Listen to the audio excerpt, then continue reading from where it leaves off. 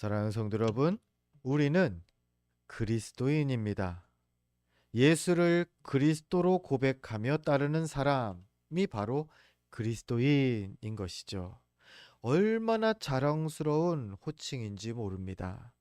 그런데 어떤 분들은 그리스도인이라는 그 호칭을 자신을 그렇게 부르는 것을 상당히 부담스러워하고 부끄러워하는 그런 분들도 더러 봅니다. 그 제가 생각하기에는 그런 마음이 드시는 분들은 그리스도라는 그 단어가 무슨 의미를 담은 말인 그 단어인지를 제대로 알지 못해서 그런 거라고 생각이 듭니다. 왜냐하면 그리스도라는 호칭은 너무나 귀한 호칭이기 때문입니다. 그 의미를 잠깐 생각해 보면요. 그리스도는 기름 부음 받은 자 또는 구원자라는 뜻의 그리스어입니다. 기름 부음을 받았다.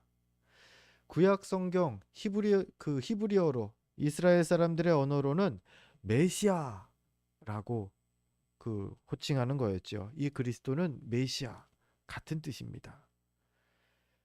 다시요. 뜻으로 보면요. 그리스도는 구약 시대 하나님께 기름 부음 받아서 세워졌던 세 직분이 있었죠. 왕, 선지자, 제사장. 이 왕과 선지자와 제사장의 역할을 모두 포함하는 호칭의 그리스도라는 것입니다. 지금으로부터 2000여 년 전에 이 땅에 오신 예수님이 이 왕으로 또 선지자로 그리고 제사장으로 오셨죠. 그리고 우리는 그런 예수를 그리스도로 믿고 따르는 그리스도인들인 것입니다. 이제 3주 정도 남았습니다. 3주 후면 성탄절입니다. 해마다 오는 성탄절일 수도 있고요. 해마다 오는 특별한 성탄절일 수도 있습니다. 어떤 성탄절로 여러분은 기다리고 계십니까? 성도에게 있어서 그리스도인들에게 있어서 성탄절은요. 특별한 성탄절이어야 합니다. 왜요? 우리의 그리스도께서 우리의 왕, 선지자, 제사장인 그리스도께서 이 땅에 오신 날이시기 때문이죠.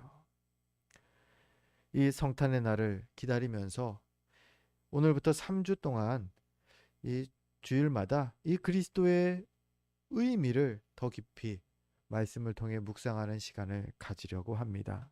오늘은 그 첫 번째 시간입니다. 예수께서 그리스도의 의미 가운데 첫 번째 왕이었죠. 왕으로 오셨다라는 것을 함께 생각해 보려고 합니다. 여러분, 왕이라는 제도가 어떤 거죠? 오늘날로 따지면 지금은 왕이 없는 나라가 많죠. 우리나라도 대통령제죠. 예. 왕이 있는 나라, 군주제에서는 그 왕제도가 있지만 우리나라로 따지면 대통령 제도가 왕일 겁니다. 이 왕의 제도에 대해서 세상이 말하는 왕정이 뭔지 우리가 알아볼 수도 있겠지만 성경적으로 한번 우리가 살펴보면요. 이스라엘의 왕제도가 없다가 왕제도가 새롭게 생기는 시기가 있었습니다. 바로 사무엘상 8장입니다. 그 전까지는 하나님께서 세우시는 사사들의 때마다 그 이스라엘을 다스렸습니다. 그런데 백성들이 하나님께 요구합니다. 우리에게도 다른 옆에 나라들처럼 왕을 주세요. 그래서 사무엘상 8장에서 그 요청을 하니까 하나님께서 사무엘 선지자를 통해서 사울을 기름 부어 왕으로 세우시죠.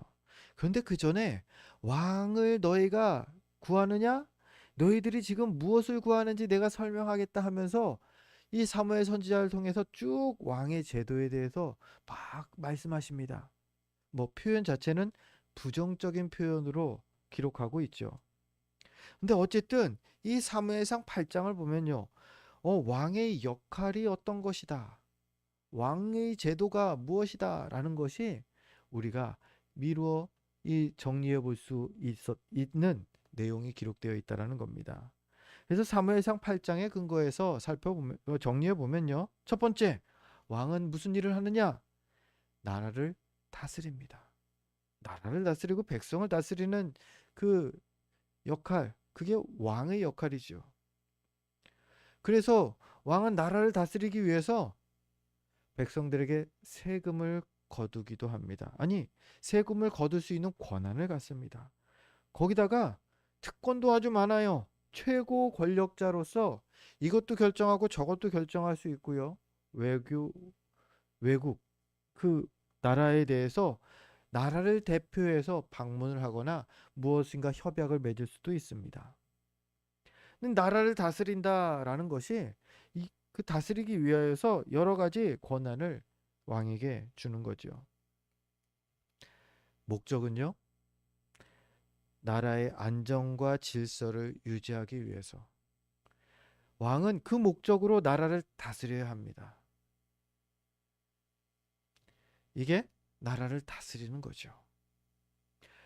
또요, 왕은 백성을 다스릴 뿐만 아니라 이렇게 말할 수도 있습니다. 다른 외세로부터 나라를 보호한다. 이것도 왕의 역할이죠. 대통령의 역할이죠. 그래서 앞서도 말씀드렸지만 다스리기 위해서도 권한을 많이 주지만 나라를 보호하기 위해서도 또 특별한 권한들을 줍니다. 지난 주간 우리나라의 비상계엄이 선포되었었습니다. 계엄령을 선포할 수 있는 것 대통령의 특권이죠. 대통령이 판단하여서 필요하다 싶으면 계엄령을 선포할 수 있는 겁니다. 계엄령이 뭐냐면 이 국민의 자유권을 일부 임시로 국가에게 양도하는 게 계엄령이죠. 너희들 언론의 집회의 자유 그 지금 이 기간 동안은 제한한다. 무슨 제한한다. 계엄령으로 제한을 할 수 있다라는 겁니다. 국민들이 이것을 그 헌법을 제정하고 법을 제정할 때 정말 국가의 위급 상황이라면 우리도 그 계엄령 동의하겠습니다. 그래서 법으로 대통령에게 권한을 부여한 겁니다. 백성들도 동의한 겁니다. 근데 중요한 건 선포할 때의 명분이죠. 외세로부터 나라를 보호한다. 이게 계엄령을 선포할 때의 그 명분 가운데 그 이유 가운데 하나가 될 수 있습니다. 이번 계엄 선포문을 볼 때도 관련된 그 선포 이유 중에 하나가 이런 게 있었습니다. 북한을 추종하는 반국가 세력을 막기 위하여서 계엄을 선포한다. 외세로부터 나라를 보호하는 것이 왕의 임무이기 때문에 이 목적대로면 선포해도 되는 것이었죠. 즉 무엇이죠? 국가를 보호하는 것. 그게 왕이 오늘날로 대통령이 해야 하는 그 역할이었다는 겁니다. 자, 다시 돌아가서요. 이제 그러면 왕이 이러한 역할을 나라를 다스리고 보호하는 역할을 한다고 하면 백성들은요. 간단하게요. 이렇게 다스리는 자에게 왕에게 혹은 대통령에게 의무를 다하면서 복종하는 것. 이게 백성된 자의 국민의 의무이죠. 그리스도께서 2000여 년 전에 이 땅에 우리 왕으로 오셨다라는 사실을 오늘 본문이 증거하는 겁니다. 어떤 왕이요? 지금 방금 말씀드린 이러한 역할을 하는 왕으로 말이죠. 하나하나 살펴봅니다. 예수님이 진짜 왕으로 오신 거 맞습니까? 오늘 본문 보면은 그 미가서 5장 2절이죠. 우리 같이 다시 한번 읽어볼까 합니다. 함께 읽겠습니다. 베들레헴 에브라다야, 너는 유다 족속 중에 작을지라도 이스라엘을 다스릴 자가 내게서 내게로 나올 것이라. 그는 보는 상고의 영혼에 있느니라. 아멘. 미가서 5장 2절 구약 성경입니다. 예수님이 오시기 500여 년 전, 그 이상 전의 그 시대입니다. 그때 무엇을 예언합니까? 베들레헴 에브라다야, 너에게서 한 다스리는 자가 나올 것이다. 누구죠? 다스린다. 왕의 역할이죠. 왕이 나올 것이다. 라는 겁니다. 그럼 여러분 생각해 보십시오. 이 내용만 보면 왕, 그래요. 베들레헴 출신으로 나올 수가 있겠죠. 굳이 근데 예수님 아니어도 되는 거 아닙니까?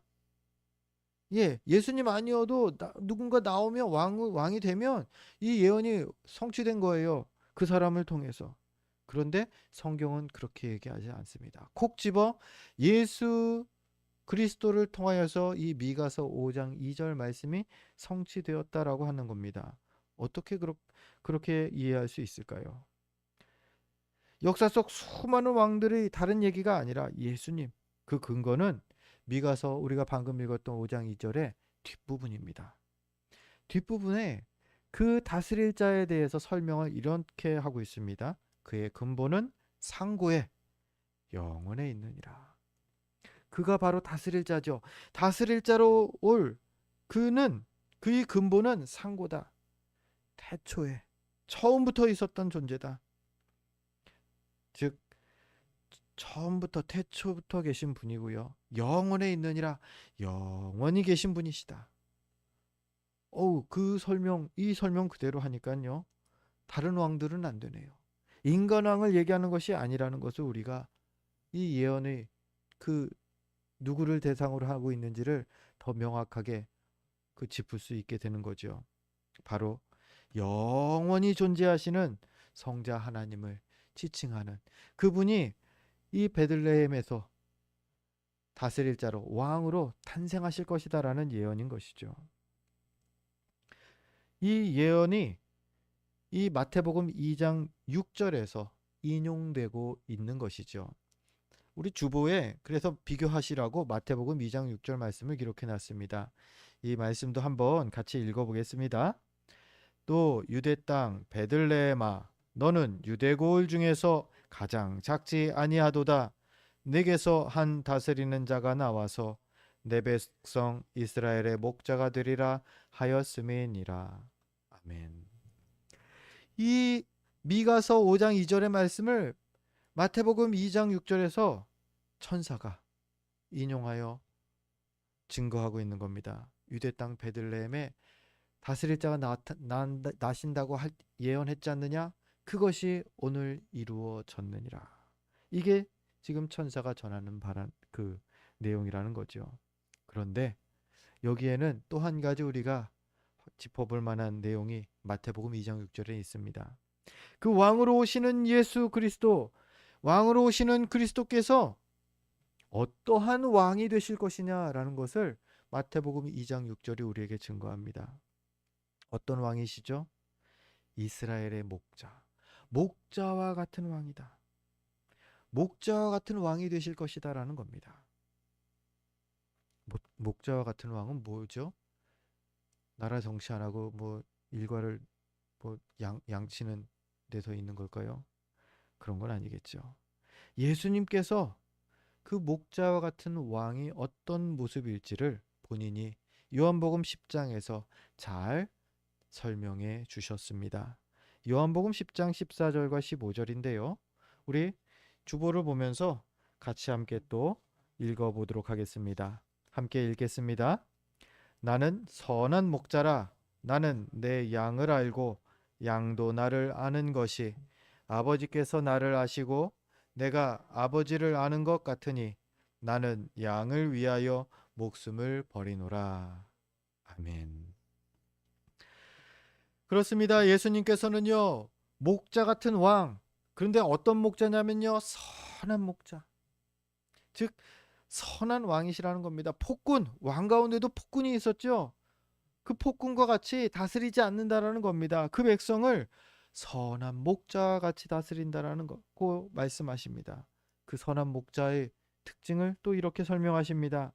세 가지로 우리가 요한복음 10장 14절에서 15절에 확인할 수 있는데, 첫 번째, 양을 아는 목자시라는 겁니다. 선한 목자신데 양에 대해서 잘 아시는 목자. 예전에 미국에서 그 생활할 때의 이야기입니다. 예, 이래봬도 제가 외국물을 좀 먹었습니다. 한 5년 정도 미국에 지냈는데요. 그러면 미국은 정말 다양한 인종들이 다 와요.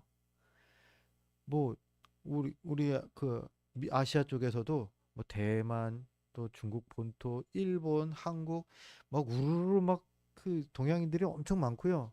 저 중동 지방에서도 와 있고, 저 뭐 베트남도 있고요. 저 호주, 뭐 남미, 유럽 다 있어요.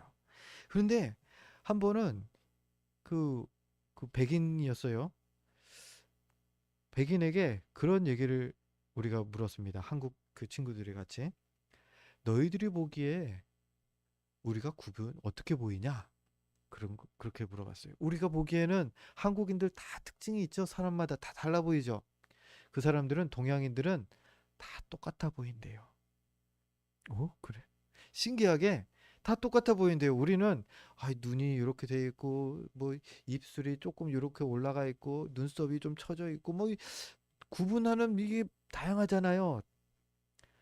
똑같아 보인답니다. 동양인 남자는 그냥 남자 하나, 서양인 여자들 똑같고 막.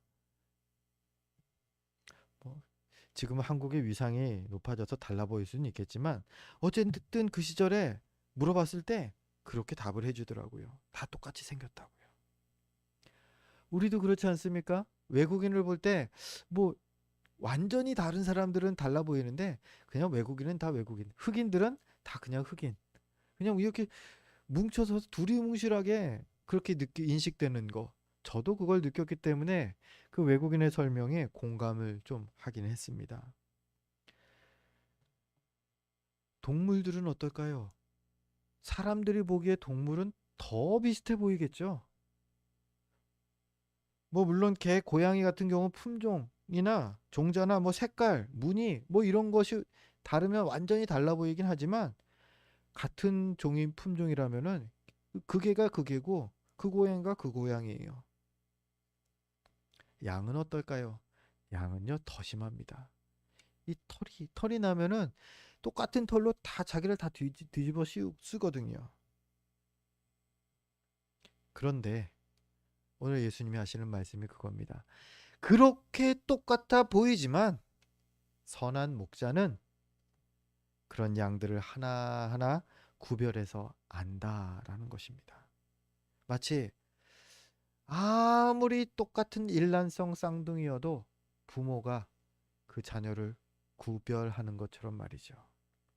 예수님께서 이렇게 양을 하나하나 구별하여 아는 그 백성을, 그 자녀를 하나하나 구별하여 아는 선한 목자요 선한 왕이시다 말씀하시는 거죠. 두 번째로 예수님께서는 요한복음 10장에서 어떤 목자냐? 선한 목자는 양에게 인정받는 목자라고 했습니다. 나는 내 양을 알고 양도 나를 아는 것이. 양도 목자를 안다라는 거예요. 목자만 혼자 알아갖고 막 혼자서 막 졸졸졸 양을 쫓아다니는 게 아니라, 양이 목자를 알아보고 목자에게 나아온다라는 거죠. 믿고 따른다라는 거죠. 뭐 우리가 동물을 길러도 그렇습니다. 짐승도 주인을 알아봅니다. 주인이 집에 들어오면 강아지가 막 와서 헥헥거리면서 문 앞에서 반갑다고 인사하고 맞이합니다. 그리고 재밌죠? 모르는 사람이 들어오면 보통의 개는, 사람 좋아하지 않는 개는 시큰둥하거나 아예 짖으면서 경계를 하죠. 주인을 알아본다. 주인을 구별해서 알아본다라는 겁니다. 이런 관계가 여러분 그냥 되는 걸까요? 아니죠. 그 집에 그 키우는 뭐 짐승을 애완묘를 그 음식을 때마다 주고요. 주인이 또 같이 놀아주면서 시간도 보내고요. 산책도 같이 하고, 아프면 그 짐승을 또 병원에도 이거 데리고 가서 낫게 해주고, 그러면서 서로에 대한 신뢰를, 그 짐승이 주인에 대한 신뢰감을 갖게 하는 그 기간이 필요한 것이죠. 그렇게 서로 많은 교감을 나눠야 짐승도 양도 주인을 알게 되는 것이죠. 예수님과 우리의 관계가 이렇다라는 얘기입니다. 그냥 덩그러니 갑자기 탁 와서는 주님, 저 예수님 믿으니까 천국 갑니다. 이게 안 된다라는 거예요. 계속 기도도 꾸준히 하면서 교제를 나누시고 말씀도 보면서 주님의 뜻을 깨달아 알고 그 교감이 있어야 한다라는 겁니다. 얼마나 많은 교감을 나눴는지 예수님은 목자로서 양을 위해 목숨까지 버리실 거다. 꼭 말씀까지 오늘 하십니다. 그렇습니다. 세 번째로요. 선한 목자는 서로를 알 뿐만 아니라 목숨을 버리기까지 한다라는 것입니다. 이게 얼마나 대단한 결심인지 여러분 이거하고 비슷한 겁니다. 키우는 애완견이 있습니다. 그 동물이 그 개가 있습니다. 강아지가 있습니다. 아무리 귀여워해도 그 강아지를 위해서 목숨을 버려야 한다면은 버릴 수 있을까요? 위험을 감수하고 뭐 차도로 막 뛰어들어서 그 강아지를 안으면서 나는 죽었다. 그럴 만한 분이 얼마나 될지 모르겠습니다. 아니, 이거는 너무 좀 거창합니다. 좀 우리 주님과 우리와의 관계를 이렇게 좀 표현해 봅니다. 집에 어항을 뒀습니다. 어항에 키우는 물고기 한 마리가 있습니다. 그 물고기 한 마리 때문에 그 한 마리를 살리기 위해서 단 한 번뿐인 인생을 여러분이라면 포기할 수 있으십니까? 이것도 또 너무 거창합니다. 그 관계가 좀 더 근접해 보면 이렇게도 표현해 볼 수 있습니다. 언제든 더 좋은 걸로 다시 사서 쓸 수 있는 그릇이 있습니다. 나에게. 그 그릇을 굳이 깨지 않으려고 나의 하나뿐인 생명을 희생할 수 있으십니까? 지금 창조주 하나님께서 우리를 위하여 목숨을 버리시겠다 말씀하시는 겁니다. 왜요? 왕이시기 때문에. 왜요? 선한 목자이시기 때문에. 근데 그게 얼마나 당연하지 않은 건지 우리가 비교해 보면은 금방 알 수 있다라는 겁니다. 사람이든 짐승이든 선한 주인을 만나면 행복할 것입니다. 감사한 것은 우리 주인 되시는 우리 주님께서 이런 선한 목자시고 선한 왕이시라는 겁니다. 그리고 이런 사랑의 마음으로 우리를 늘 다스리고 계신다라는 거죠. 그냥 입에 발린 그런 가식적인 말씀이 아닙니다. 예수님은 그 예수님의 모든 삶을 통하여서 내가 선한 목자임을, 내가 선한 왕이며 내가 너희를 사랑함을 증명하셨다라는 거죠. 바로 십자가가 그 증명이었습니다. 빌립보서 2장 6절에서 8절은 그 십자가의 사랑을 우리에게 증거합니다. 주보를 보면서 우리 빌립보서 2장 6절에서 8절 함께 읽습니다. 그는 근본 하나님의 본체시나 하나님과 동등됨을 취할 것으로 여기지 아니하시고 오히려 자기를 비워 종의 형체를 가지사 사람들과 같이 되셨고 사람의 모양으로 나타나사 자기를 낮추시고 죽기까지 복종하셨으니 곧 십자가에 죽으심이라. 아멘. 하나님께서 친히 자기를 낮춰서 피조물인 인간을 위해 죽으셨다라는 겁니다. 집에서 기르는 개가 사람을 위해 희생했다. 뭐 가끔 TV에서 나옵니다. 왜냐하면 그런 일을 했어도 짐승이 사람을 위해 죽었어도 TV에 나올 일이라는 거죠. 그런데 창조주께서 아무 쓸모없는 피조물을 위해서 죽으신 겁니다. 왜요? 선한 왕이시기 때문에, 선한 목자이시기 때문에 말이죠. 크리스마스, 성탄절은요, 이렇게 왕으로, 선한 왕으로 오신 예수 그리스도를 기념하는 날입니다. 그러니까 세상이 말하듯이 크리스마스는 그냥 공휴일이 아닙니다. 요즘은 미국에서 크리스마스라는 표현을 못 써요. 할러데이라고 해야 돼요. 메리 크리스마스가 아니라 해피 할러데이 이렇게 인사하는 거 보셨죠? 할러데이라는 게 공휴일, 쉬는 날을 뜻해요. 그래서 즐거운 공휴일입니다. 이렇게 인사해야지 기쁜 성탄절, 크리스마스, 그리스도라는 크라이스트가 그 의미가 거기 담겨 있거든요, 단어에. 그거 쓰면은 종교적인 그 색깔이 들어가 갖고 못 쓰게 한다라는 겁니다. 요즘 우리나라에도 메리 크리스마스가 아니라 해피 할로데이라고 표현하는 표현들이 많이 늘고 있더라고요. 우리는 일단은 조금은 알아야 될 것 같아서 말씀을 드립니다. 다시 돌아가서요. 이 크리스마스는 그냥 공휴일이 아닙니다. 또 사랑을 고백하는 날이라고도 누군 얘기합니다. 아니에요.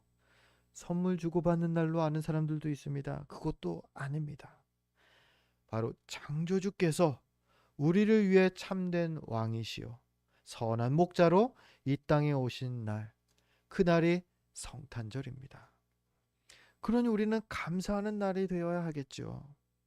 그런데 감사는커녕 이 땅에 오신 예수님을 왕으로 인정하지 않는 이들이 있다라는 겁니다. 뭐 불신자들, 세상 사람들은 그러려니 합니다. 그들은 우리 주님을 알지 못하니까요. 그런데 성도들 가운데에도 예수님을 왕으로 인정하지 않는 이들이 있다라는 거 여러분은 어떻게 생각하십니까? 아니, 그런 이들이 아니라 우리 가운데, 아니 내가 그 사람일 수도 있다라는 겁니다. 예수님을 왕으로 인정하지 않는다. 뭐냐면요, 예수님이 나의 왕이시다라고 고백하신다면요, 인정한다면 두 가지가 드러나야 합니다. 첫 번째는요, 왕으로서 다스리실 때의 그 다스림에 순종해야 합니다. 왕의 권위를 인정한다라는 겁니다. 그 왕이 제정한 법을 준수한다라는 겁니다. 그 법이 무엇입니까? 말씀이죠. 말씀대로 사는 삶. 이게 예수를 나의 왕으로, 나의 주로 고백하는 온전한 성도의 삶이라는 겁니다. 순종하는 성도의 삶인 것이죠. 하나님이 근데 이렇게 말씀하십니다. 분을 분으로, 악을 악으로 갚지 말고 선으로 악을 이겨라. 참 어려운 말씀을 하십니다. 여기서 멈추는 게 아닙니다. 원수까지 사랑하라고 하십니다. 철천지 원수를, 진짜 눈에 보기도 싫은 사람들을 사랑으로 대하라고 하시죠. 이게 우리 왕께서 세우신 법인 것입니다. 근데 이게 너무 어려우니까 불순종하는 이들의 모습은 이렇게 나타납니다. 그건 그거고, 이거 알긴 아는데 이거는 안 돼요. 아유, 누가 그렇게 살아요? 그렇게 살 수는 없고요. 그건 그냥 그렇게 알고만 있을게요.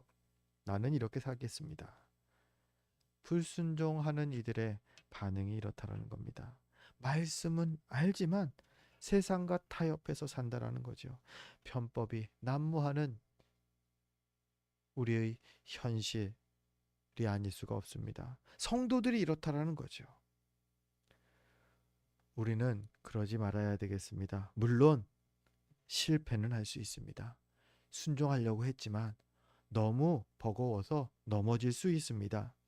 그래도 말씀대로 순종하는 삶을 포기는 하지 말아야 한다라는 겁니다. 실패했다면요, 주님 가르쳐 주신 대로 회개하고 다시 도전하는 겁니다. 주님, 오늘은 제대로 순종하지 못했네요. 다음엔 다시 그 같은 상황에서 순종할 수 있도록 은혜를 주옵소서. 그러다 보면요, 주님께서 우리를 점점 성장하게 하시는 것을 체험하게 되실 겁니다. 이게 주님을 나의 삶 가운데 왕으로 인정하는 모습이죠. 무엇이죠? 순종하는 거. 말씀대로 사는 거. 두 번째로요, 우리 주님이 나의 왕이시라면요, 의지해야 합니다. 주님을 의지하는 겁니다. 제가 홀로 서기를 할게요가 아니라 주님을 의지하는 거죠. 어떻게 의지합니까? 성경은 기도가 바로 우리가 주님을 의지하는 모습이라고 말합니다. 믿음으로 하는 기도야말로 우리가 주님을 의지한다라는 고백인 것입니다. 주님은 우리가 기도할 때 얼마나 큰 일을 이루실지 성경에 계속 말씀하시죠. 마가복음 11장 24절에서 예수님은 이렇게 말씀하십니다. 그러므로 내가 너희에게 말하노니 무엇이든지 기도하고 구하는 것은 받은 줄로 믿으라. 그리하면 너희에게 그대로 되리라.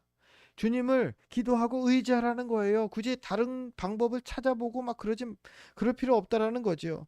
예레미야서 33장 3절은 또 이렇게 말씀하십니다. 너는 내게 부르짖으라. 내가 내게 응답하겠고 내가 알지 못하는 크고 은밀한 일을 내게 보이리라.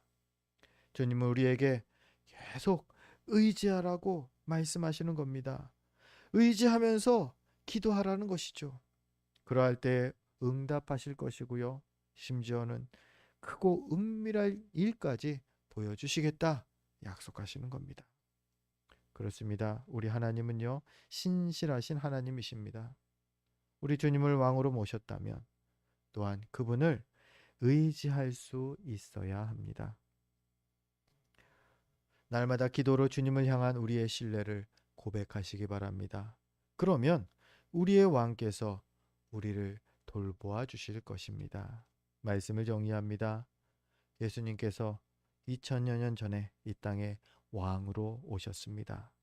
그리고 왕으로서 전쟁을 선포하셨습니다. 그 전쟁의 대상은요, 사람이 아니라 어둠의 권세 잡은 마귀 사탄이고 죄였습니다.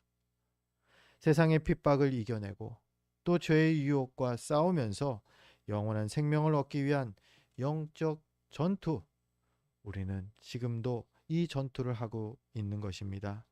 지금 우리는 왕 대신 예수 그리스도의 군사로서 이 영적 전투 중에 있습니다. 군인에게 있어서 가장 기본은요, 절대 복종입니다. 이 전투에서도 마찬가지죠. 영적 전투에서도 승리하는 방법, 그건 절대 복종입니다. 우리 왕의 명령을 순종하고 의지하면 반드시 승리합니다. 이제 곧 성탄절이 다가옵니다. 우리의 왕께서 이 땅에 오신 날이시죠. 바라기는 이 성탄의 의미를 더 깊이 묵상하셔서 감사와 은혜가 가득한 성탄의 날을 맞이하는 저와 여러분 되시기를 주의 이름으로 축원드립니다. 기도하겠습니다.